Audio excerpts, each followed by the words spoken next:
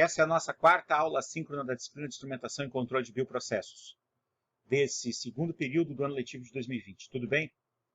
Então, a agenda que eu proponho para esse encontro assíncrono, que corresponderia a uma aula presencial, diz respeito à norma ISA S5.1, conceitos sobre instrumentos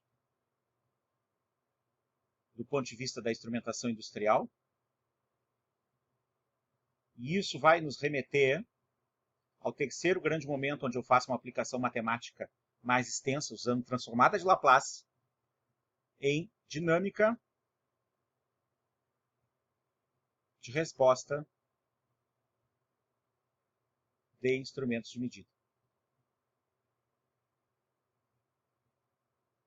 Então, vamos abordar a norma ISA S5.1. O objetivo de existir qualquer norma é para garantir que os usuários daquele objeto da norma possam trocar informações entre si de uma maneira padronizada. Qualquer norma é essa, não só a norma de instrumentação. As normas de instrumentação, elas estabelecem símbolos gráficos e codificações para uma identificação alfanumérica dos instrumentos ou de funções programadas que deverão ser utilizadas nos diagramas e malhas de controle dos projetos de instrumentação. Ou seja, quando eu faço a escolha dos instrumentos e da topologia da distribuição desses equipamentos, desses instrumentos, ao longo da planta industrial, eu preciso escrever isso numa unidade, de uma forma escrita. Esse projeto vai ter desenhos esquemáticos e diagramas. Esses desenhos esquemáticos e diagramas, que são uma das formas de comunicação dos engenheiros, tá certo? Vão precisar ser padronizados. Então, o propósito dos símbolos gráficos e das codificações estabelecidos pelas normas é estabelecer uma maneira uniforme de identificação dos instrumentos. Ou seja, alguém faz um projeto de instrumentação na Rússia, se ele seguir a norma ISA S5.1, eu vou conseguir entender. Porque os sistemas de instrumentação, eles estão disseminados ao longo dos mais variados lugares. Então é importante que exista uma norma para a gente poder entender como são esses projetos. Não só para facilitar o entendimento dos diagramas e malhas, mas também para viabilizar a comunicação entre usuários, projetistas e os fornecedores das soluções de automação. Esse texto aqui é do livro do professor Egídio Bega, Instrumentação Industrial, que está disponível na solução de biblioteca virtual que a universidade adquiriu. Eu dei sorte. Tá certo? Eu dei sorte. Então, o que acontece? Se vocês consultarem lá a solução, né, vocês vão encontrar esse livro aqui, ó, Instrumentação Industrial. Tá certo? Esse aqui, particularmente, é a terceira edição. Tá? Vocês vão encontrar essa edição lá, que é a edição mais nova. Tá certo? Parte do material que eu vou usar é desse livro aqui. Tá? Bom, então o que acontece? Vamos adiante. A norma mais usada em instrumentação é a norma ISA S5.1. ISA é a sigla de Instrumentation Systems and Automation Society. A sigla da ISA já mudou bastante, tá? Esse A aqui não era Automation, era American, tá? E aí o que acontece? A ISA, o nome antigo da ISA era Instrumentation Society of America. Mas aí ficava meio ruim quando se deram conta de que a América era só um pedaço do mundo, que a América que eles chamam de América não são todas as Américas. Vocês entenderam, né? Bom, no Brasil, a norma que rege a questão dos instrumentos em instrumentação industrial, a representação deles, é a NBR 8190, da ABNT, que é de outubro de 83. Outubro de 83. Eu tinha 13 anos de idade. E ela é baseada na ISA de 1949. Quando meu pai tinha 7 anos de idade. Então, vocês devem estar imaginando que o mundo evoluiu muito nesse período de tempo, né? Então, a norma brasileira é uma norma defasada, tá? Na realidade, a norma ISA S.1, que foi publicada originalmente em 1949, ela foi atualizada em 84, 92 e 2008 para acomodar os avanços da tecnologia. Um exemplo, rede wireless para instrumentação industrial. Só foi aparecer em 2008, na norma, tá certo?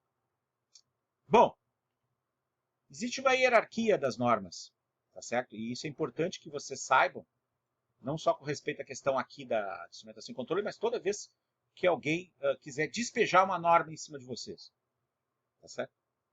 As pessoas, elas gostam muito de citar as normas, mas esse arcabouço aqui, da organização, às vezes elas desconhecem. Primeira coisa, a lei é soberana.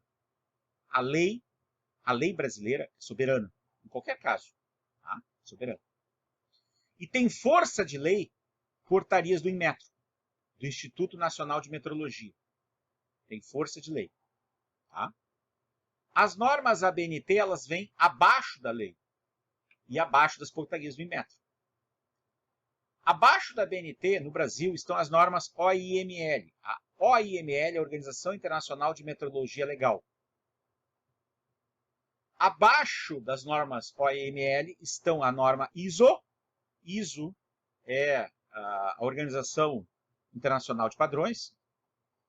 E a IEC, que é um órgão da engenharia elétrica. A norma ISA, a norma API, a API é American Petroleum Institute. A norma DIN, que é o Instituto Alemão, o CD de Deutschland, é a norma alemã, tá? É DIN. Existe a norma JIN, que é a japonesa, estão abaixo. E, por fim, a norma interna das empresas, aquelas grandes empresas brasileiras que já foram referência para nós e que nos últimos anos deixaram um pouco a desejar, principalmente não na parte técnica, mas na parte ética. Petrobras, Vale, etc. Então, observe, nenhuma empresa pode ter uma norma interna que seja contrária à norma ISA e assim por diante sucessivamente. Tem que existir uma organização de hierarquia de normas, né? Bom, aqui nós vamos nos deter no chamado diagrama de tubulações e instrumentos de medidas e instrumentação, chamado Piping and Instrumentation Diagram. Diagrama de tubulações e instrumentação. Então, o que é esse diagrama? Existem outros diagramas. Por exemplo, vou escrever aqui embaixo. Existe o PFD, que é o Process Flow Sheet Diagram. Process Flow Sheet Diagram.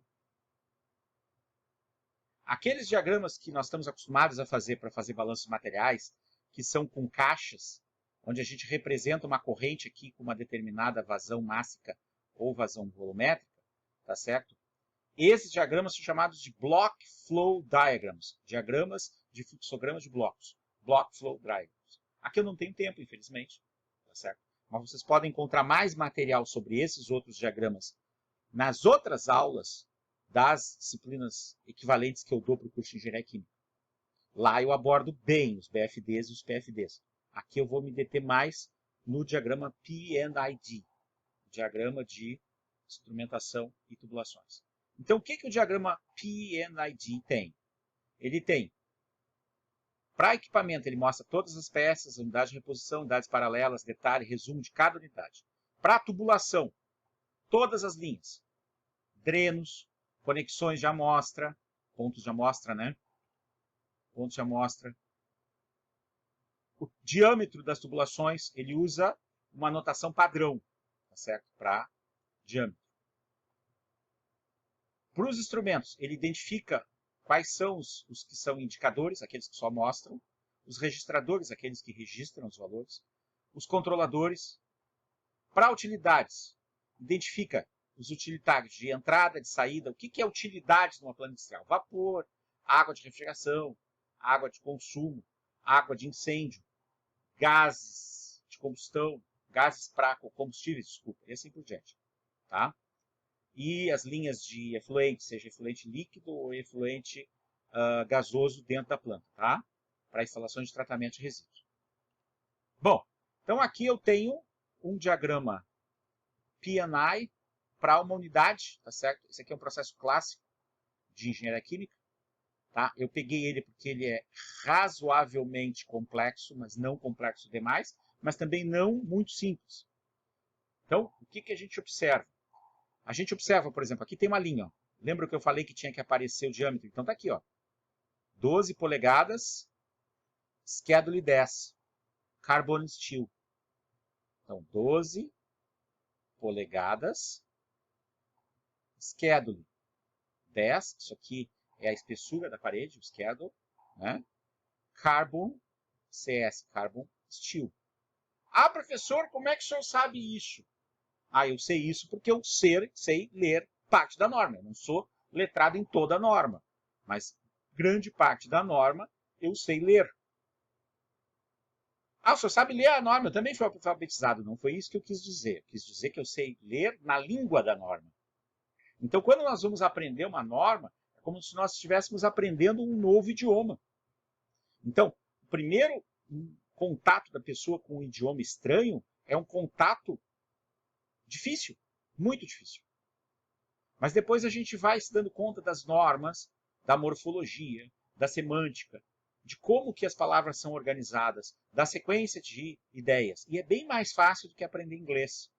Inclusive o conhecimento de inglês ajuda, porque muitas das variáveis estão com o nome em inglês. Tá certo? Então, por exemplo, eu tenho aqui a coluna, tá certo? Esse é um processo que é um processo contínuo. Tá? Aqui está a saída de benzeno.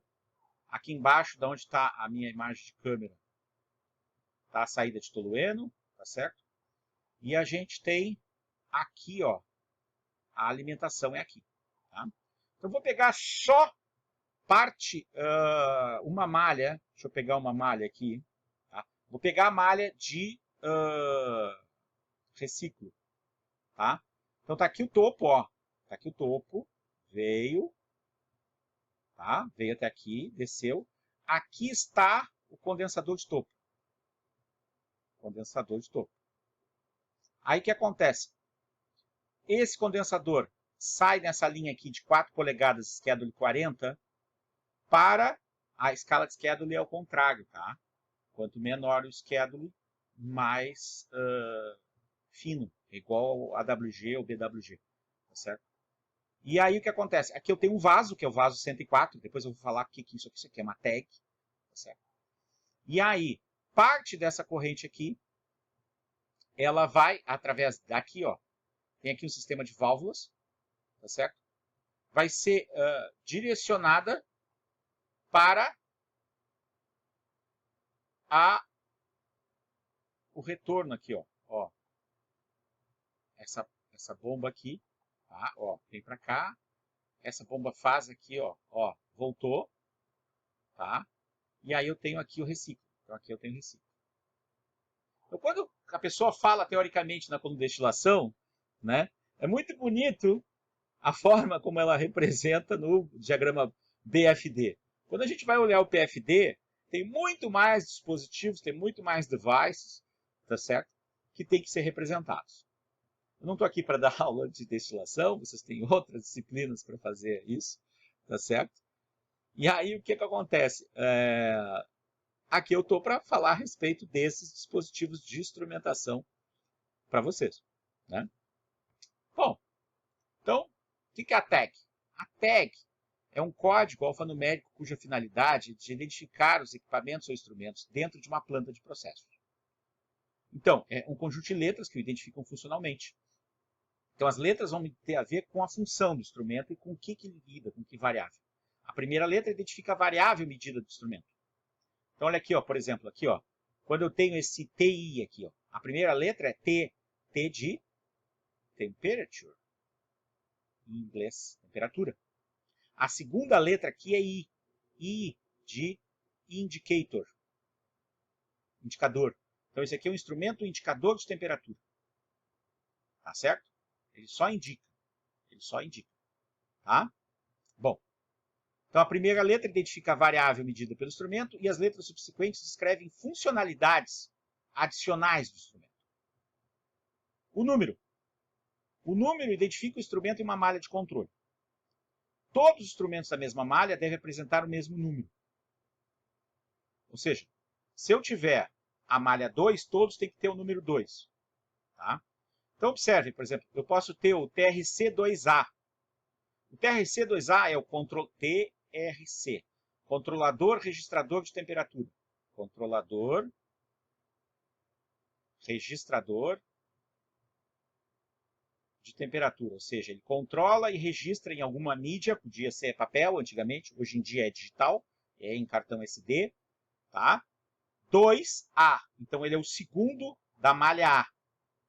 2A. TIC barra TSH3.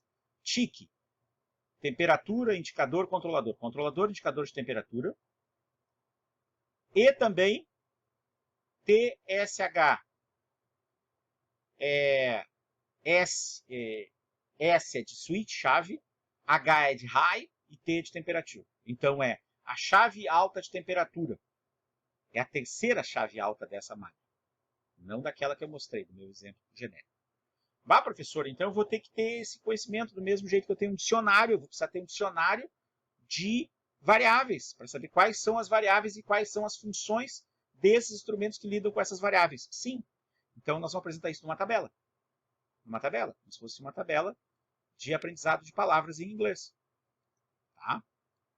Então, o que nós vamos ter? Nós vamos ter a letra indicadora da variável A, B, C, D. Qual é a variável associada a essa letra? Uma segunda letra que dá a questão de modificação para o caráter do que o instrumento faz. Um segundo grupo de letras que dá uma função passiva ou ativa e uma modificadora. Então, nós temos todos esse conjunto de letras. Só que daí que saiu o TRC. Bom, infelizmente, o alfabeto começa com a letra A e nos coloca a questão da análise. Então, o que é análise? A análise é qualquer analisador químico. Então, se eu tiver letra A, tá certo? Eu sei que eu vou ter um analisador químico. O que é um analisador químico? Pode ser um cromatógrafo, pode ser um espectrofotômetro, pode ser um pHmetro, pode ser um densímetro, pode ser um condutivímetro. Qualquer forma de instrumentação de medida de característica química vai ser usada a letra A.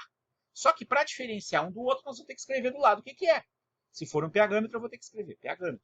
Se for um cromatógrafo, eu vou ter que escrever um cromatógrafo. Então, vamos imaginar que fosse um instrumento, um condutivímetro que mede condutividade e manda esse sinal para a sala de controle. Então, ele seria um AT. AT. E embaixo eu escreveria condutivímetro. Em português.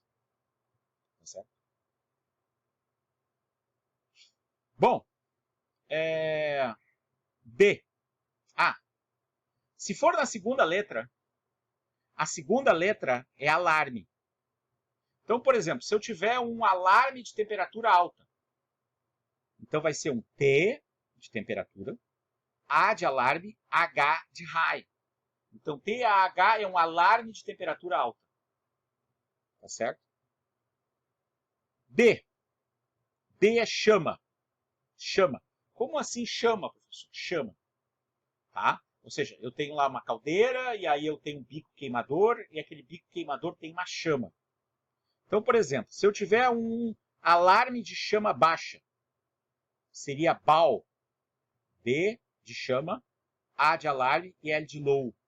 Se eu tiver um alarme de chama alta, DAH. E assim por diante. C, condutividade elétrica. A letra C. Então, por exemplo, eu posso usar, eu aceito, seria equivalente o AT condutivímetro e o CT, porque o CT seria o transmissor de condutividade elétrica. No modificador, a letra C é controlador. Então, por exemplo, se eu tiver um controlador de temperatura, ele é um TC. Se ele é um controlador de nível, ele é um Level Controller, LC. Se ele é um controlador de fluxo, ele é um FC. Se ele é um controlador de pressão, ele é um PC. E assim por diante. C na segunda letra é controlador. Tá? Letra D. D se usa para densidade e para diferencial. Então, por exemplo, se eu tiver... Vamos imaginar que eu tenho uma linha onde eu tenho a tomada de pressão. Eu tenho lá um Venturi e eu tenho uma tomada de pressão antes do Venturi, na região mais larga, e na região de estreitamento do Venturi. E aí eu preciso medir essa diferença de pressão dos dois pontos para calibrar o Venturi para me dar vazão. Então, essa diferença de pressão seria um PDT, Pressure Differential Transmitter, um transmissor de pressão diferencial. Tá certo? Tensão, tensão elétrica. Tensão elétrica, tá certo? E. Na segunda letra é sensor, o elemento primário. O que é um elemento primário? Daqui a pouco eu vou falar nele, tá? Eu tenho certeza que eu vou falar nele, tá? F, flow, vazão. Na segunda letra, razão entre duas variáveis. Então, se eu tiver a medição de duas vazões e a medida da proporção entre elas é FF, porque o primeiro F é de vazão e o segundo F é de razão. G é livre, é uma escolha direta. O que significa escolha direta? Escolha do usuário, desculpa, eu estou confundindo porque eu já estou olhando lá a terceira, lá, desculpa. Escolha do usuário. Escolha do usuário é quando a minha variável, a variável do processo, ela não é uma variável de engenharia convencional, porque ela é muito própria do processo. Vou dar um exemplo. Vamos imaginar que nós queremos caracterizar o número de grupos cromóforos que existe numa amostra de celulose que foi branqueada. Então, estou falando sobre o processo de papel, processo da indústria de papel. Tá? Quando se produz celulose, celulose é o intermediário usado para fazer papel. Papel leva mais coisa além de celulose. Celulose veio do processo de retirada das ligninas da madeira.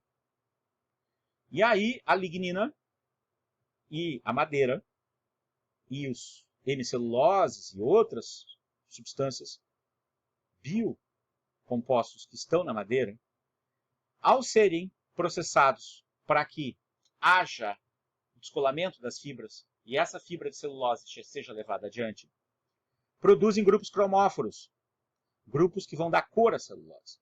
E nós precisamos branquear essa celulose, branquear o papel para usar papel branco. Essa folha de papel branca aqui, ela foi branqueada. Então, quando se pega um papel, por exemplo, tipo o papel desse envelope aqui, ele vai amarelar mais, mudar de cor mais, porque esse aqui não foi branqueado.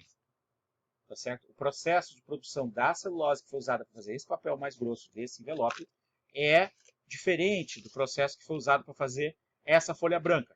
Então eu preciso medir os grupos cromóforos dos dois para caracterizar. Então o que acontece? Existe uma variável chamada índice de permanganato.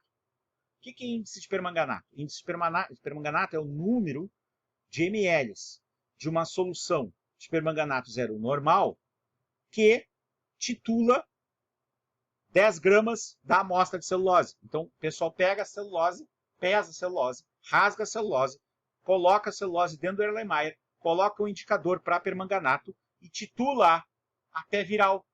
Porque o permanganato vai atacar primeiro os grupos cromóforos, porque o permanganato é um oxidante forte. Então, eu mais ou menos escrevi a metodologia para vocês. Só queria poder citar o índice de permanganato. Então, o índice de permanganato é uma variável que não é vazão, não é pressão, não é temperatura, é muito própria do tipo de indústria. Se eu tiver um analisador online de índice de permanganato, eu posso usar a letra G para ele, só que eu vou ter que dizer que o GT da minha indústria é um transmissor de índice de permanganato. Entenderam? O G é livre. A gente pode adaptar para a planta da gente, para a unidade da gente, mas tem que dizer o que é, tá certo? H na primeira letra é manual. E na modificadora é alto, tá certo? Então vamos imaginar que eu tenha uma válvula manual. eu podia ter uma HV, uma manual valve, tá certo? I é corrente elétrica na primeira letra e na segunda é indicador. J é potência. Na modificadora é varredura ou seleção, é quando a gente pode, ela está varrendo várias variáveis, o instrumento mede mais de uma coisa ou indica mais de uma coisa. Então J significa que ele vai ter essa multifunção. K é tempo ou temporização, tá certo? Então, eu posso ter, por exemplo, um temporizador na planta, tá? E na modificadora é taxa de variação com o tempo. Então, posso, por exemplo, pode me interessar medir qual é a taxa com que varia uma tensão, por exemplo. Então, ia ter o EK, tá certo? E se for na modificadora, é estação de controle, a letra K. L é level em inglês, então é nível. Na segunda letra é lâmpada piloto. Ah, professor, o que é uma lâmpada piloto? Lâmpada piloto é uma lâmpada que fica ligada ou desligada para dizer se aquela variável está ligada ou desligada. É igual essa luzinha da câmera aqui. Essa luzinha da câmera aqui que está verde ali para me dizer que está ligada é a lâmpada piloto da câmera. É o LED piloto da câmera, não uma lâmpada, é um LED. Né? Então, se aquele LED está verde ali, eu sei que eu estou gravando. Eu estou com a câmera funcionando, tá certo? E na modificadora lá é baixo. Então, por exemplo, se eu tiver um alarme de nível baixo, level, nível, alarme, A, baixo, L. Entenderam? M de moisture, umidade, na primeira letra. M é instantâneo na segunda letra. Então, se eu tiver um valor instantâneo de vazão, um valor instantâneo de pressão, um valor instantâneo de temperatura, tá certo? Na letra vai ser usada a letra M. E na função modificadora pode ser médio ou intermediário. Letra N e letra O são escolhas do usuário, igual G. Mas na segunda opção, o O pode ser orifício de restrição. O que é orifício de restrição? Orifício de restrição é aquele local da tubulação onde há alguma restrição à passagem do fluido. Tá? P, pressure, ou conexão de ponto teste. Por exemplo, se nós temos uma determinada linha em que existe várias placas de orifício que são usadas para calibrar outros medidores. De tempos em tempos nós vamos lá com um manômetro diferencial e esse manômetro diferencial é usado para medir a perda de carga naquela placa de orifício. Então vai ser a letra P, P de ponto. Ponto de teste, conexão para teste. Tá? Também serve para a parte elétrica. Se eu tiver que medir um sinal, tá? Um sinal elétrico correspondente na faixa de 4 a 20 mA, de uma grandeza qualquer, eu vou lá e meço com o cavalo de batalha da instrumentação elétrica, chamado de multímetro. Tá certo? Multímetro.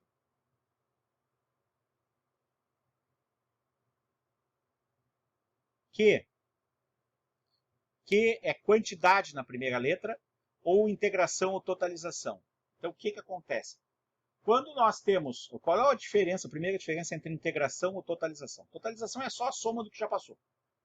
Integração a gente sabe o que é. Operação matemática de integração ao longo do tempo. Essa aqui é a área abaixo da curva ao longo do tempo, por exemplo.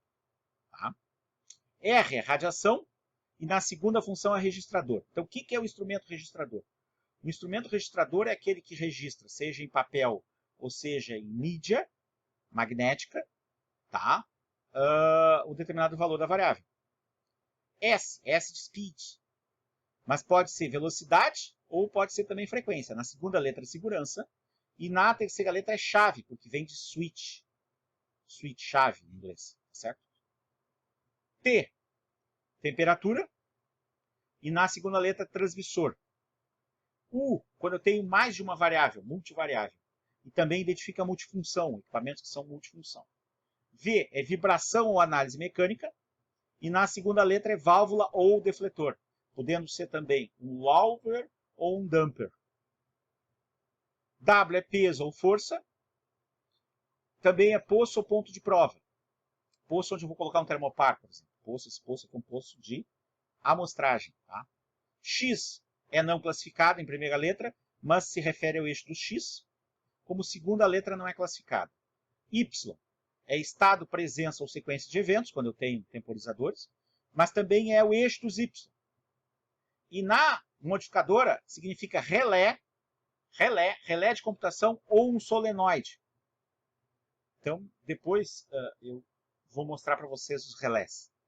Tá? Relé nada mais é do que uma chave que a gente comanda para ligar e desligar. Tá? E Z, posição ou dimensão, e na segunda letra representa o eixo do Z. Então, por exemplo, se eu quiser representar uma posição em X, é ZX. Em Y, ZY. Em Z, ZZ. Tá? E na última, na segunda letra, é um acionador atuador para o elemento final de controle não classificado. Tudo isso que eu falei está aqui.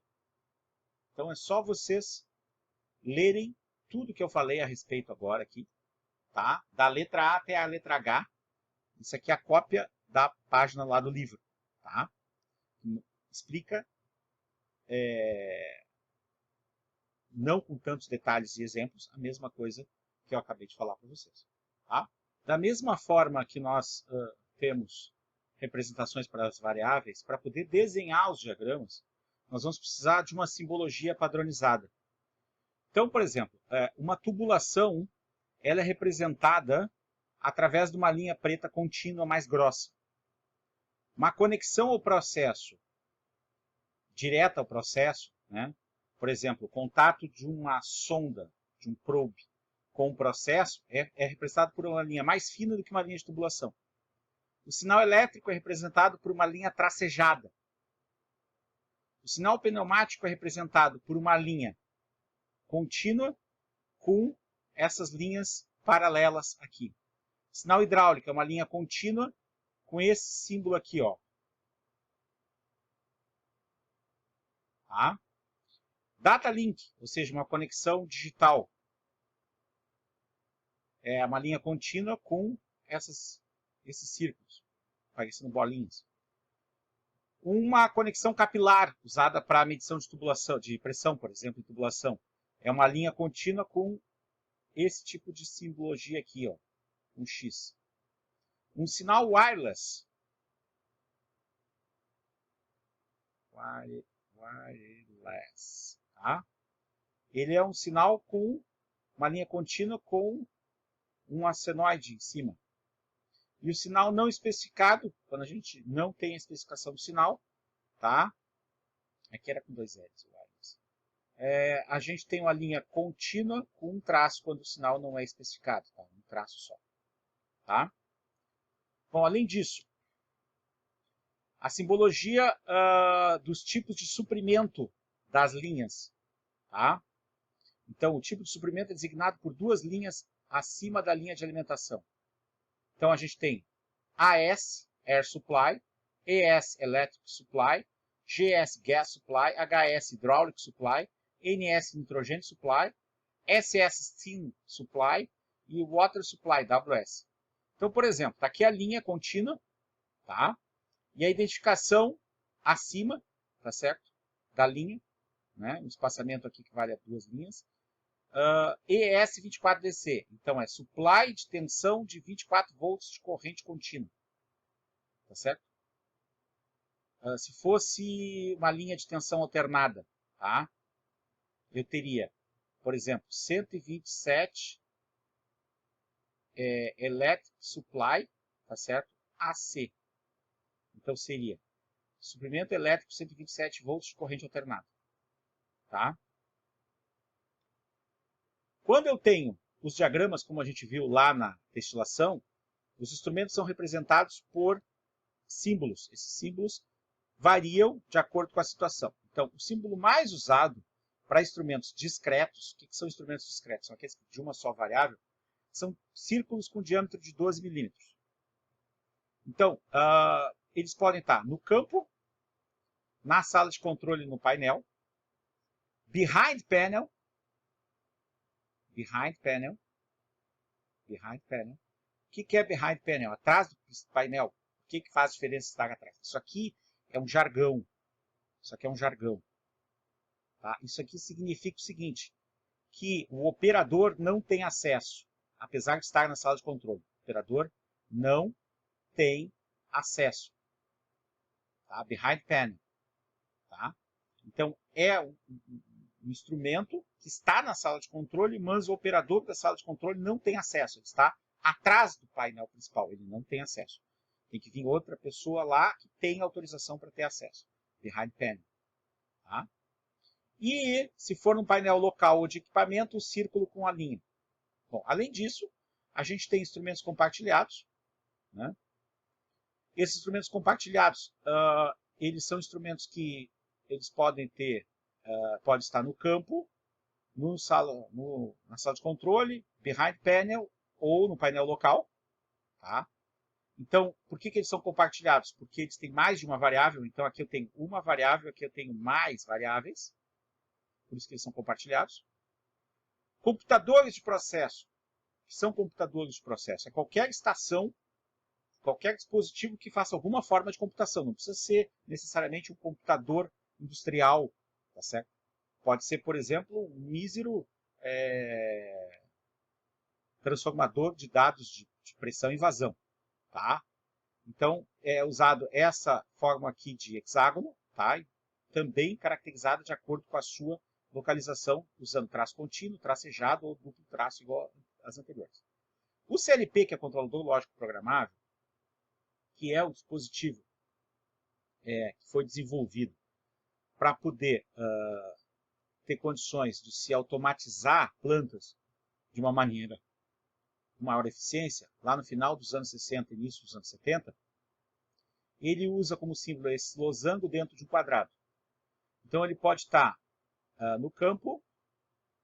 Se ele estiver com uma interface com supervisório, controle supervisório vai ser um dos trabalhos que eu vou dar para alguém fazer trabalho sobre controle supervisório. Controle supervisório nada mais é do que o sistema que supervisiona as malhas mais simples. Tá? O supervisório, as pessoas confundem muito o supervisório com simplesmente desenho de telas. Não, o supervisório é mais do que desenhar as telas do processo. A interface visual é uma coisa.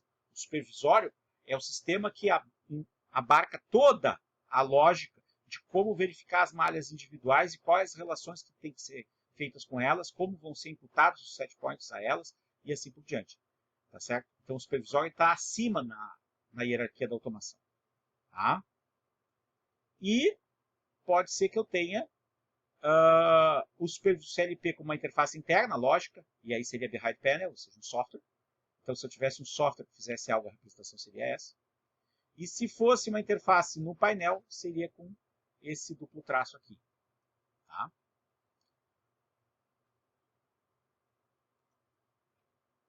Bom, muitas vezes nós teremos que realizar operações com sinais. Só que como nós fazemos engenharia, né, nós sabemos toda a notação matemática. Tá certo? Então, por exemplo, quando eu tiro raiz quadrada de uma perda de carga, essa raiz quadrada de uma perda de carga vai poder me possibilitar transformar numa informação de vazão. Se eu estiver pensando na equação da válvula. Lembra? A equação da válvula é vazão igual abertura da válvula vezes o CV da válvula vezes raiz quadrada de um ΔP na válvula. Então, se eu tiver um instrumento que está fazendo isso, ele vai usar o símbolo raiz quadrada do lado da medida daquela pressão diferencial lá. Tá certo? Então aqui eu não tenho grandes preocupações por vocês não saberem quais são essa representação matemática. O que nos importa mais é a questão de qual é essa simbologia aqui de baixo. Ó. As conversões de corrente para pressão, de pressão para corrente, de analógico para digital, de analógico para digital, de digital para analógico. Tá? São as conversões mais importantes. Tá certo? Isso a gente tem que prestar atenção. Tá? Bom, vamos dar um exemplo. Então aqui eu tenho uma linha, essa simbologia eu já explico que é uma simbologia simplificada. Então aqui, ó, a linha grossa é a linha de fluido, então aqui eu tenho corrente, tá? E aí aqui eu tenho o quê? Eu sei que eu tenho o quarto alarme de temperatura baixa. Alarme de temperatura baixa. Aonde que está esse alarme? Bom, ele é um círculo, é discreto, é só para trabalhar para a temperatura, e ele está com uma linha contínua. Se ele está com uma linha contínua, ele está na sala de controle. Vamos verificar. Tá aqui, ó, no painel principal de controle. Tá? Ele está no principal. Se tiver uma sala de controle, ele está na sala de controle. Está no painel principal de controle. Tá? Então, no painel principal. No painel principal. Então, observe que esse alarme está em contato direto com o fluido. Tá? Ele é independente dos outros. Bom, aqui o que eu tenho? Aqui eu tenho uma malha. Esse caminho aqui é um caminho fechado. Aqui eu tenho um loop de controle. Tá certo? Então, eu tenho um controlador, registrador de temperatura 3. Então, é o controlador, registrador de temperatura. Onde é que ele está? No painel principal. E ele recebe o sinal e ele manda direto, já faz a conversão e manda um sinal, aqui é um sinal pneumático, porque a linha tem esse duplo traço, para essa válvula. Então essa válvula é a válvula que tem o sinal aqui, ó. Essa válvula é uma válvula pneumática, que é a TV3. TV3 é a válvula de temperatura. Então é a válvula de temperatura. Nome estranho, né? Válvula de temperatura. Por quê? Porque quando ela atuar, quando ela abrir ou fechar, vai acontecer alguma coisa na temperatura de alguém. Observe que eu não me preocupei ainda com o processo. Você já sabe o que é processo. Tá? Mas eu não quis descrever o processo antes, para mostrar que eu não preciso conhecer o processo. Eu estou preocupado com a interpretação da codificação da norma. Aqui, FR. F é flow, vazão. R é registrador. Então, eu tenho um registrador de vazão. E aqui eu tenho um outro registrador, que é um registrador de pressão. Registrador de pressão. Bom, esse símbolo aqui é o símbolo de trocador de calor. Pela falta de tempo, eu não dei a tabelinha com as quase 1 milhar de equipamentos tendo essa simbologia. Tá? Não tem tempo para isso. Tá? Mas está disponível na aula da turma de Engenharia Química, se alguém tiver interesse em conhecer mais a respeito dessa representação dos equipamentos de acordo com a norma ISA. Bom, agora a gente tem um fluido, esse fluido de processo, e ele está sendo ou aquecido ou resfriado, tá certo? Não é possível dizer se ele é aquecido ou resfriado usando essa notação, tá certo? Nesse trocador de calor. Então, essa é a simbologia simplificada. Agora vamos ver uma simbologia mais detalhada para o mesmo equipamento. Então, o que nós temos? É o mesmo exemplo anterior, mesmo trocador de calor, só que nós temos agora uma simbologia mais completa. Então, observe. Aqui é uma especificação que o tipo de sensor, estão vendo a bolinha aqui? Sensor, é um RTD, é um dispositivo cuja resistência depende da temperatura. Tá certo? Então, ele faz uma medida de temperatura com base na variação da resistência elétrica. Então, ele é o termômetro dependente da resistência. Tá? A gente mede a temperatura a partir da variação da resistência. A resistência elétrica, depois a gente vai ver isso quando falar de medição de temperatura. A resistência elétrica ela é função da temperatura. Não quero entrar aqui agora, porque tem uma discussão interessante a respeito disso. Muito interessante. Tá? Ele manda um sinal elétrico para um TRC, o TRC é o controlador registrador de temperatura, que eu já falei antes, que ele tem um TSL, uma chave de temperatura baixa, que aciona o alarme. Então aqui, esse aqui é a chave de temperatura baixa. Chave de temperatura baixa. Que dispara o alarme. Aqui trocou a válvula, agora não é a mesma válvula de antes. Tá certo? Essa válvula aqui, ela é uma válvula solenoide. Tá? Não é uma válvula pneumática, o sinal chega elétrico, tá? Direto.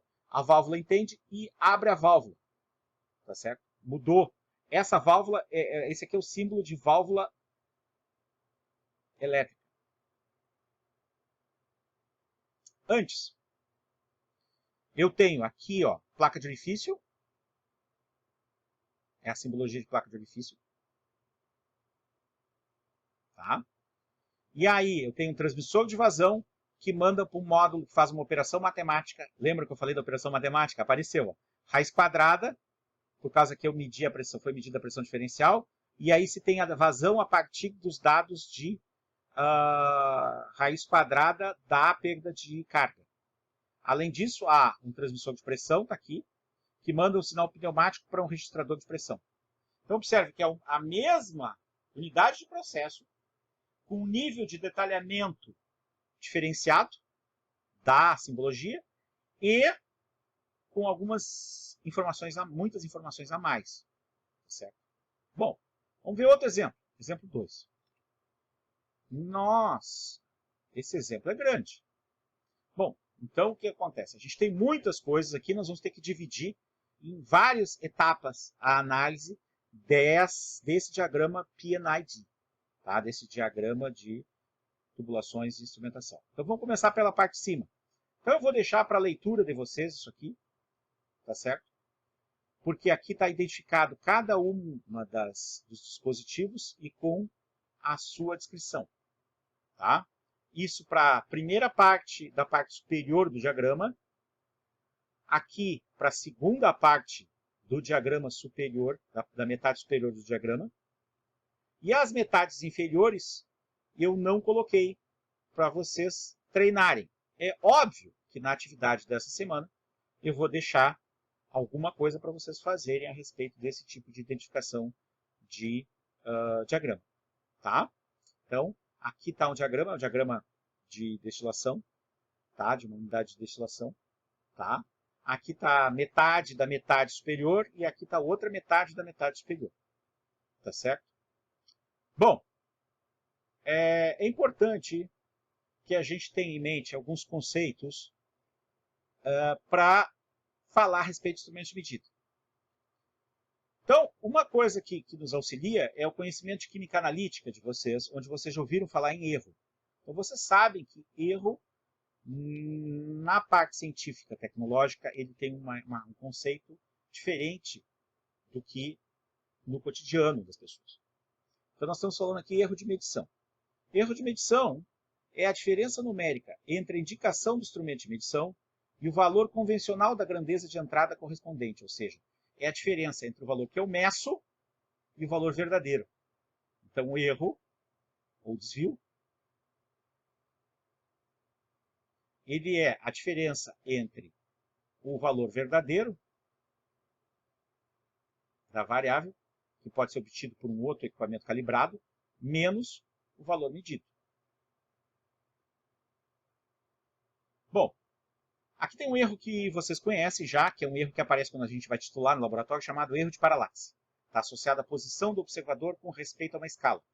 Então, ele resulta do incorreto posicionamento do usuário em relação ao instrumento, originado em função, o erro é originado em função de formar-se um ângulo entre a linha de visão do usuário e uma reta perpendicular à escala de medição do aparelho. É quando eu não coloco os olhos num ângulo alinhado com aquilo que eu quero ler.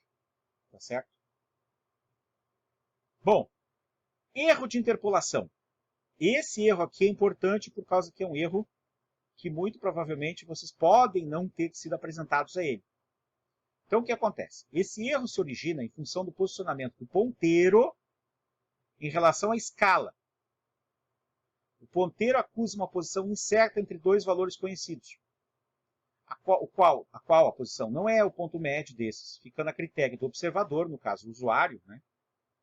Em função da proximidade com um lado da escala ou com outro traço da escala, definir o valor correspondente a qual valor vai pegar para a esquerda ou para a direita.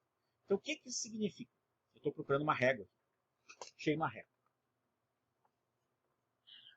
Vamos imaginar o seguinte, está aqui a minha régua.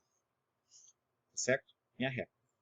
Essa régua aqui é uma régua clássica milimetrada. Tá? Se eu perguntar para vocês qual a precisão dessa régua, vocês vão dizer que ela me dá milímetro. Mas o que acontece?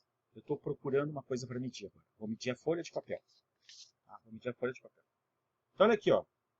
Quando eu vou medir a folha de papel, tá? O que acontece? Ó, 29,5 centímetros, só que ficou entre o 29,5 e 29,6. Então, se eu olhar, eu posso atribuir um dígito de incerteza e dizer que está mais próximo para o 29,6. Então, assim, ó, a situação é essa. Vou mostrar ali o que eu enxerguei quando eu fui medir. Tá? Tá aqui a minha régua. Estava aqui o 29. Estava aqui o 30, estou exagerando. Está aqui o 29,5. Tá certo? 29,5. E aí o que acontece? Eu tenho traço do 29,6. E o papel veio até aqui, ó. Até aqui assim. Ele veio até aqui assim. Tá? Então, o que acontece? Ele não está nem no 29,5, nem no 29,6. Ele está mais para o 29,6. Então, eu posso dizer que era 29,5. Seria 5 aqui se fosse bem na metade. Então, eu vou dizer que é 29,57.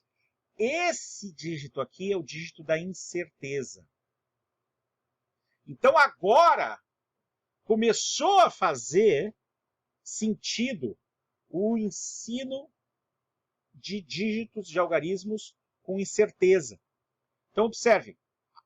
A régua me deu com certeza esse algarismo, esse algarismo, esse algarismo. Não tem como, todos nós leríamos 29,5. Todos nós. Mas, alguns poderiam ler só 29,5, alguns poderiam ler 29,51, 52, 53, 54, 55, mas nenhum leria 29,6. Tá certo? Por quê? Porque não chegou no 29,6. Entenderam onde está a incerteza? A incerteza está no erro de interpolação que aparece quando eu uso o equipamento com escala. Espero que outros professores tenham abordado isso quando falaram de medidas usando escala para vocês. Então, por exemplo, quando vocês pegam uma bureta, e a bureta está lá, ela é milimetrada, ela é de décimo de milímetro, de ml, décimo de ml, tá certo? O que acontece de mililitro? O que acontece? Vocês têm lá um volume, tipo, por exemplo, vamos imaginar que nós tivéssemos 17 ml e aqui está o 16 ml. E aí vocês têm o meio aqui. E aí vocês têm a divisão. 16, o 0,5, 0,6, 0,7, 0,8, 0,9 e o 17. E ela ficou entre o 16,5, o menisco ficou assim, ó. Ele não toca no 0,5, mas ele está abaixo do 0,6. Então vocês poderiam colocar 16,55 ml. E aí esse dígito aqui seria o dígito da incerteza que foi atribuído pelo operador. Tá certo? Então, se vocês têm instrumentos graduados com escala, vocês podem fazer esse tipo de interpolação. Tá? Bom. Instrumentos digitais, é óbvio que não vai ter interpolação e não vai ter paralaxe. Então, não tem interpolação e não tem paralaxe. Mas, os valores lidos são expressos em 13,5 dígitos ou 8,5 dígitos. O que é o meio dígito? O professor não tem meio dígito. Tem. O meio dígito não quer dizer que o dígito foi cortado pela metade. O meio dígito quer dizer que o algarismo mais significativo não vai varrer toda a escala. Por exemplo, se eu pego um voltímetro capaz de medir de 0 a 20 volts, tá certo? Ele vai medir até 19,99 volts. Então, esse aqui é o meio dígito. Então, a gente tem 3 dígitos, são os dígitos que ele mostra de 0 a 9. E esse dígito que não mostra toda a escala. Ou ele mostra 0, ou ele mostra 1. Tá? Ele pode até mostrar 2, escrevendo 20,00, mas ele não vai passar de 20. Então nunca vai ser mais do que 2 aqui. Então ele não tem escala completa em dígitos. Entenderam? É isso. Tá? Uma coisa importante, com respeito quando eu fui usar a régua, uma coisa que eu prestei atenção é se a régua estava com zero zerado. Ou seja, quando eu vou medir, eu preciso garantir que eu alinho o zero com o início do que eu vou medir, certo? Ao fazer isso, o que acontece? Ao fazer isso, eu estou usando a escala de forma certa, ou seja, eu aferi o zero. Então, o que é aferir o zero? Aferir o zero é garantir que o zero da minha escala bate com o início do sinal que eu quero, ou daquilo que eu quero medir, com a grandeza que eu quero medir. Se o zero estiver deslocado, eu vou ter que considerar o deslocamento de zero na minha medida. Então, por exemplo, se a régua tivesse quebrada, eu poderia deslocar o zero para o 1. Só que aí eu ia ter que subtrair qualquer medida da escala, por causa que eu desloquei o zero para o 1. Entenderam? Então eu tenho que levar em conta o deslocamento de zero. Tem que tomar cuidado com o erro de zero de escala. Eu posso ter, por exemplo, equipamentos que, quando não há sinal, não há medida, o ponteiro não vai até o zero. Então eu tenho que considerar aquele valor ali como zero. Tá? Bom, eu falei para vocês que eu ia mencionar a diferença de sensor e instrumento quando eu falei de instrumento lá na norma. O que acontece? O instrumento, ele é o dispositivo que é complexo, que trata o sinal e que nos dá a informação, seja da forma que for. Se for uma indicação, um registro, uma transmissão, ele é um instrumento. O sensor, ele é mais simples. O sensor é o que se chama de elemento primário de medição. A característica do sensor é estar em contato com a energia da grandeza mensurada. Ou seja, o sensor, ele é o dispositivo que está em contato direto com a energia daquilo que a gente quer medir. Como assim, professor? Como assim? Vamos imaginar a seguinte situação. Vamos imaginar que vocês agora peguem e pensem no celular de vocês como um dispositivo interessante para fins de algumas medidas. Tá? Então tem um app, tá? Que eu recomendo que vocês instalem, que é o Physics Toolbox Suite. Vou escrever o nome aqui. Ó. Physics Toolbox Suite. Ele tem a versão paga e tem a versão gratuita. Tá? Pode ser a versão gratuita. Tá? Bom, então o que acontece? Ó? Ele tem aqui uma escala. Ó. Ele já está medindo alguma coisa. Tá? Eu vou colocar, ele me dá um ranking, dá um elenco de variáveis que eu posso usar. Então eu vou pegar, por exemplo, luz. Luz. Tá? Luz. Vou colocar ele em luz.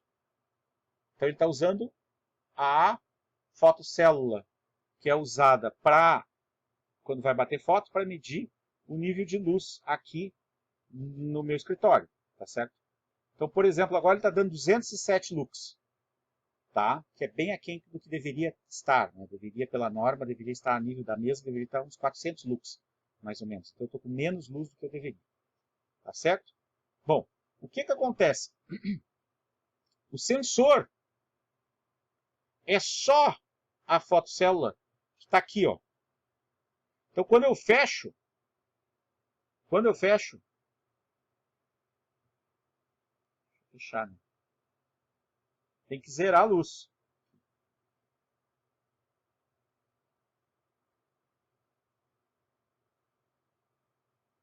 Ó, zerou. Foi lá para baixo. Zerou. Tá aqui embaixo. Tá certo? Tá aqui, ó. Zerou. Vamos fazer subir de volta. Ó, tá subindo lá. Ó. É que eu não consigo, a posição que ele pega mais luz é assim, e aí eu não consigo mostrar para vocês. Então, eu vou pedir que vocês instalem nos Androids de vocês o Physics Toolbox Switch. Tá certo? Physics Toolbox Switch. Tá? Bom, eu tenho aqui uma bolsa aqui, uma caixa, tá? Que eu tenho alguns sensores, tá? Eu vou escolher um sensor, peguei qualquer um.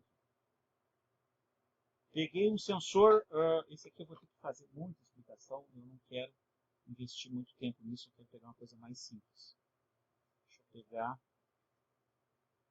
um sensor um pouco mais... Ah, esse aqui, tudo bem. Esse aqui é um sensor bem simples. Tá? Então, assim, tem 39 sensores diferentes aqui. Tá? Sensores para usar com Arduino. Tá? Então, eu peguei esse sensor aqui. Se nós estivéssemos no laboratório, vocês que estariam abrindo esse saquinho agora. Tá? Cada um de vocês eu ia pedir para abrir um saquinho e eu ia explicar cada um dos sensores para vocês. Mas, infelizmente, nós estamos à distância. Tá? Tudo isso enquanto eu abro o saquinho. Bom, então, olha aqui. Ó. Esse aqui... Ó, esse aqui, tá? Ele é um sensor bastante interessante. Por quê? Porque ele gera um sinal de acordo com a posição. Não lembra aqueles botões de volume das TVs antigas? Lembra, né? Pois é, esse aqui é exatamente aquilo. Isso aqui é um potenciômetro, ou seja, um resistor variável, cujo sinal de resistência elétrica do potenciômetro varia a posição do ângulo que tiver. Então, se eu prender isso aqui numa peça e a peça estiver girando, vai variar a resistência elétrica e a partir desse valor de resistência elétrica eu consigo determinar qual a posição do ângulo. Entenderam? Então, esse aqui é um potenciômetro que se usa para determinar a posição. Tá? Então, observe, ele está em contato direto com a energia do movimento. Entenderam por que ele é sensor?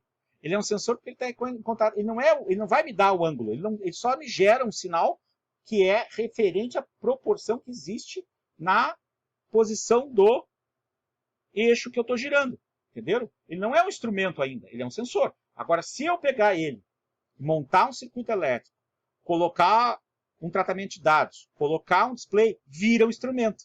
Entenderam a diferença? É essa a diferença. Dos conceitos que nós devemos prestar mais atenção em respeito a instrumentos de medida, o erro dinâmico é aquele que mais vai impactar o controle automático de processos. Então a gente precisa entender a natureza do erro dinâmico de instrumento de medida. O erro dinâmico de instrumento de medida é aquele associado com o atraso na resposta do instrumento. Como assim, professor? Ora, quando eu vou usar um instrumento de medida, nem sempre esse instrumento me dá uma resposta instantânea. Ele é impactado pela energia da grandeza mensurada no sensor. Há um tempo, entre aspas, para que essa informação que percorra o dispositivo, e há um tempo de processamento. Não vamos considerar esse tempo de processamento. Vamos pensar só em questões de atraso físico. Então, vamos imaginar um sistema que tenha naturalmente um atraso físico quando a gente for usar. Vou pegar um exemplo bem simples. Pegar um termômetro clínico. Então, esse aqui é um termômetro clínico de bulbo de líquido. Então, o que a gente tem? A gente tem um bulbo. Esse bulbo está lá, ó, mercúrio. Tá certo? Esse bulbo, ele tem paredes de vidro, né?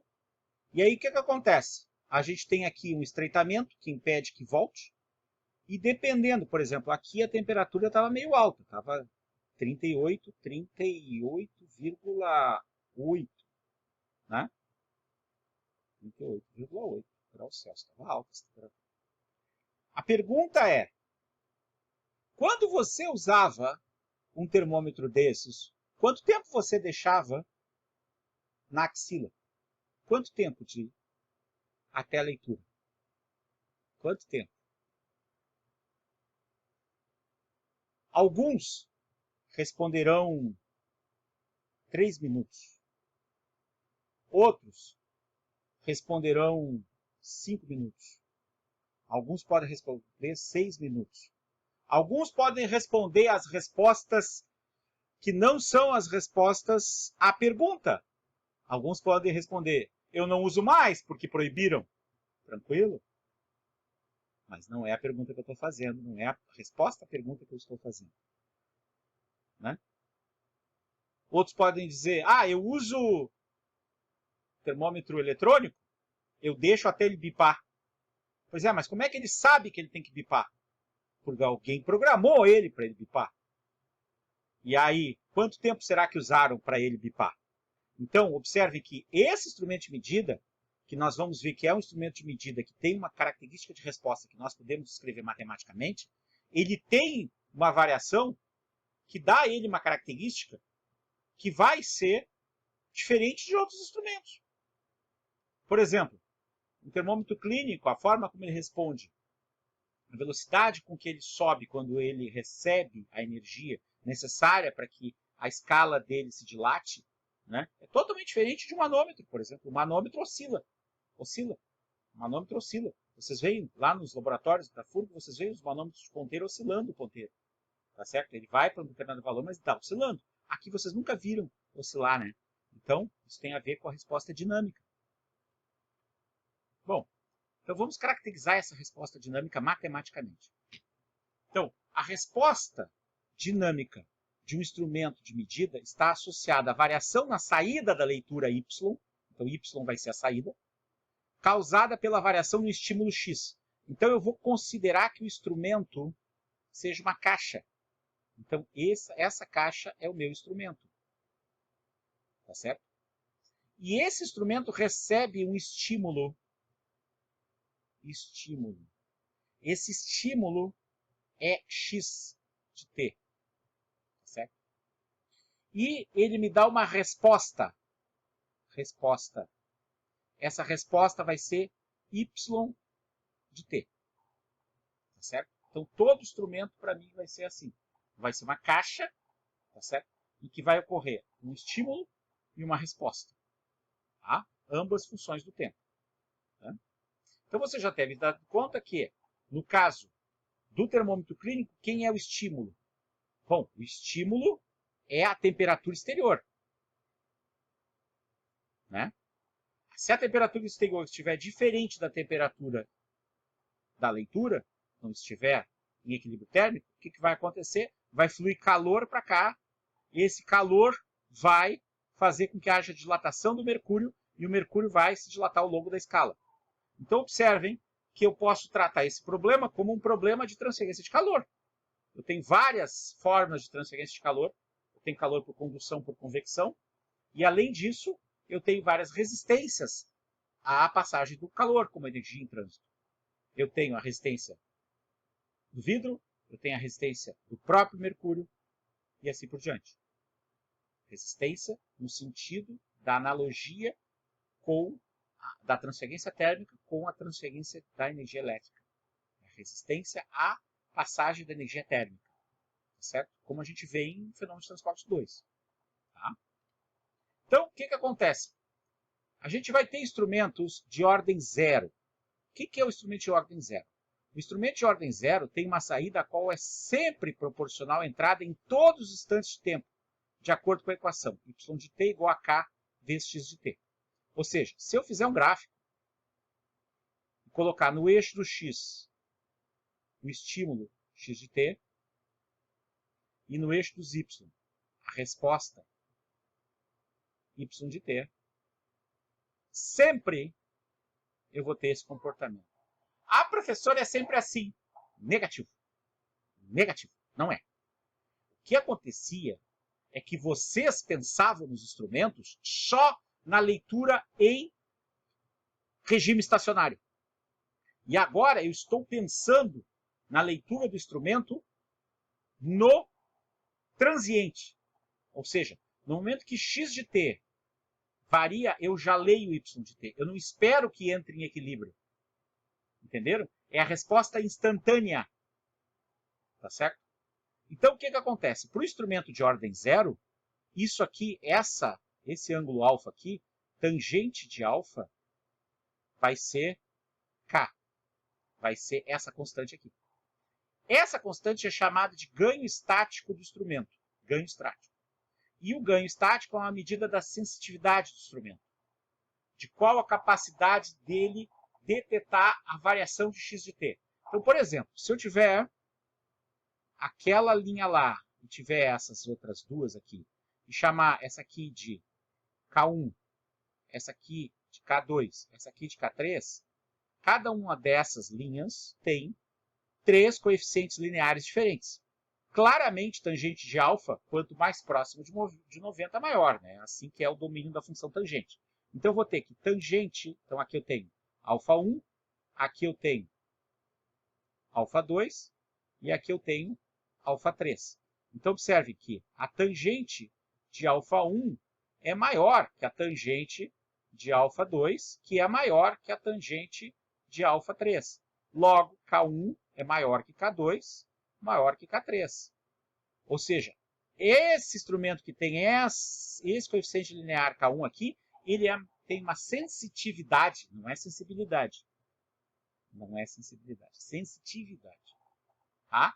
Maior do que a sensitividade do 2 e maior que a do 3. A questão da diferença da palavra sensitividade versus a palavra sensibilidade. Sensitividade está associado a ser capaz de ter a qualidade de detectar a variação. Ser sensível não está associado necessariamente a uma variação externa, mas sim a uma característica do indivíduo. Então, sensível se usa para qualquer coisa, não só para uma variação de uma coisa externa. Tá certo? Então, a língua portuguesa tem essa dualidade entre sensitividade e sensibilidade. Sensitividade está associada à variação de uma propriedade com a variação de outra. Toda vez que a gente variar alguma coisa e medir quanto que a outra varia, a gente está variando a sensitividade. Tá certo? Por exemplo, sensitividade econômica aos parâmetros da economia. Quando a economia varia de acordo com a variação dos parâmetros da economia. É isso. Tá certo? Quando eu tenho índices econômicos que variam e eu observo outros índices que são funções daqueles. Tá certo? É sensitividade. Mas as pessoas usam como se fosse sinônimo, mas não é sinônimo. Tá? Esse é o instrumento de ordem zero. Ah, legal, tá, na teoria. Na prática. Vamos lá, um exemplo. Esse cara aqui. Esse cara aqui, ele é chamado de wire strain gauge. Wire strain gauge. Ele é, em português a tradução não ficou nada parecida, ele é chamado de extensômetro. A tradução seria medidor de fio para esforço. Seria a tradução, mas em português ficou extensômetro. O que ele faz? Bom, ele serve para qual o x de t dele e qual o y de t dele. O x de t dele é tensão, tração, compressão, ou seja, é uma força. Então, aqui eu tenho um esforço na forma de uma força em newtons, por exemplo, no sistema internacional. E qual é a resposta dele? A resposta dele é a resistência elétrica em ohm. Tá certo? Resistência elétrica em ohm. Como é que funciona? Bom, funciona assim. A gente coloca ele no circuito. E aí esse caminho aqui, estão vendo esse caminho aqui? Essa fita aqui, ela é feita de um metal. E quando ocorrem forças que fazem esse metal, por exemplo, vamos imaginar que eu prenda aqui, ó, e tracione para cá, tracione isso aqui, o material para lá e para lá. O que vai acontecer? Vai aumentar o comprimento onde o percurso do circuito elétrico se dá. Conclusão, vou ter uma resistência elétrica maior, porque vai diminuir, né, o caminho, a área transversal. É como se eu colasse isso aí na peça que eu quero esticar. Tá certo? Então, quando eu começo a esticar a peça, o string gauge também estica junto. E aí, ao esticar junto, eu tenho a variação da resistência elétrica, função da deformação provocada pelo esforço. É assim que funciona o wire string gauge. Bom, qual a aplicação prática disso? Aplicação prática, a gente precisa usar antes como é o circuito. Então, para fazer uma medida de resistência elétrica com precisão, se usa a ponte de Eddstone. A ponte de Eddstone, muito provavelmente em eletricidade, fizeram vocês calcular esse circuito aqui. Mas talvez não tenham dito para que serve esse circuito. Esse circuito serve para instalar o extensômetro. Então, o que acontece? Eu tenho aqui, eu tenho o positivo da fonte, aqui eu tenho o negativo da fonte, e aí circula aqui uma corrente elétrica. Essa corrente elétrica vem, e aí ela perpassa esse circuito. Quando a tensão lida nesse voltímetro aqui for zero, quando a leitura for 0 volt, significa que a ponte está equilibrada. Para a ponte equilibrada, o que nós temos? Nós temos que R1, que é esse resistor aqui, está para R3, assim como R2 está para Rx. Então, isolando, Rx vai ser R2 vezes R3 sobre R1. Então, o que acaba acontecendo? Tá certo? O que se faz? A gente pega, coloca essa peça aqui, onde nós desejamos medir o esforço, tá certo? Montamos o circuito e colocamos um desses resistores, pode ser o resistor 3 aqui, como variável. Variável, ou seja, eu vou poder regular. Então, R3 é um resistor variável. O que vai acontecer com o R3 sendo variável? Eu vou lendo no voltímetro. Quando eu mexer em R3 de forma que zere, que balanceie, significa que eu achei o valor de equilíbrio para determinar Rx. Eu leio o valor de R3. Então, aqui, esse resistor variável é o resistor que vai providenciar a leitura. O R1 e R2, isso aqui vai ser uma constante do aparelho, porque eles vão ser resistores fixos. E o R3 vai ser variável. E aí, quando o voltímetro der 0, eu vejo quanto eu apliquei de R3 e eu vou saber o valor de Rx. Tá certo? Então, é assim que se monta o circuito elétrico para o circuito elétrico de uso do extensômetro, do wire strain gauge. Bom, aqui está a célula de carga. Então, isso aqui é um exemplo de um dispositivo que a gente adquire. Vocês podem adquirir no Mercado Livre, no dx.com, no shopping, e vai permitir vocês medirem até 1 quilograma. 1 quilograma. Então, vocês vão... Aqui está o wire strain gauge, ele está aqui escondido, tá certo? E aí, vocês aplicam uma força aqui, a força-peso, tá certo? Se usa em balanças. Essa aqui, a aplicação disso aqui é para balança, tá? E aqui vai sair o sinal, e nós vamos ter um amplificador de sinal. Óbvio que esse sinal é muito pequeno, né? Um amplificador, e esse amplificador vai permitir a gente construir a balança da gente, tá? Esse aqui é pequeno, para 1 kg, mas existem células de carga para 500 kg. É assim que funciona aquela balança quem vem na estrada de Pelotas para cá, tá? Na BR-392 tem uma balança ali. É o princípio daquelas balanças que funcionam para pesar os veículos, tá certo? É assim, tá? Embaixo do chão ali tem os wire strain gauges, tá? Bom, uma outra aplicação, acompanhamento de esforços em construções. Então vamos imaginar que a gente tem uma viga, tá? Aqui a gente tem uma patibanda, né? Uma marquise, tá? E aí a gente quer saber como que está a resistência da marquise, tá certo? Uma marquise de uma loja no centro. Então se coloca um strain gauge número 1 aqui em cima, um strain gauge número 2 aqui em cima, e o peso dela vai fazer com que essa marquise se flexione a uma flecha de flexão. E aí o que acontece? A gente conhece as características do equipamento, e aí nós vamos ter uma resistência que é de cima aqui, esse aqui está se alongando, aqui eu tenho ele em longa, e esse aqui em curta. Então, uma resistência, ela aumenta e a outra diminui. Então, essa resistência aqui aumenta, porque vai ficar mais longo o caminho elétrico, os elétrons circularem, E essa resistência aqui, como ela encurta, por causa que ela está embaixo, ela acaba aumentando o caminho, aumentando a área transversal e a resistência cai. E aí a ponte vai estar desbalanceada. Se eu variar a resistência como eu fiz no outro, eu consigo ler e descobrir quanto é que é a diferença. E eu vou ter uma medida do esforço que está sendo feito sobre a marquise. À medida que a saúde estrutural da marquise vai sendo degradada, ela vai fletindo cada vez mais. E aí nós podemos acompanhar esse tipo de situação para essa marquise. Tá certo?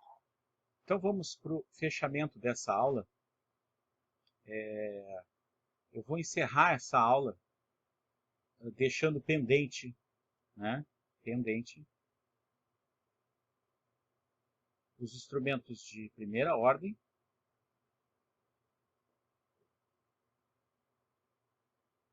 E nessa classe aqui cai o termômetro de Goodyear, tá?